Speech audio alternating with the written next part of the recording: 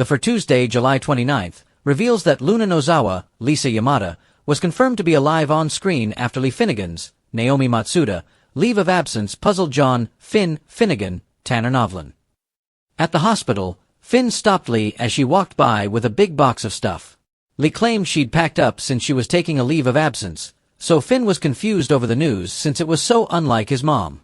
Despite Lee normally being a workaholic, she acted like she needed some time to process everything that had happened with Luna and Poppy Nozawa, Romy Park, before that.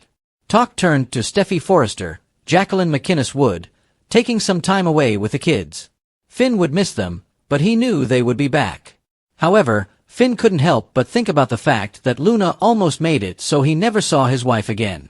After Finn threw more questions at Lee about her leave of absence, she ultimately said she needed to take care of something and suggested it should have been done a long time ago. Next on Tuesday's B&B episode, Lee made her way to the location where she had Luna stashed in a hospital bed. After Lee took medical supplies out of her box, she pulled back the curtain to reveal Luna and pressed some buttons on the equipment she was hooked up to.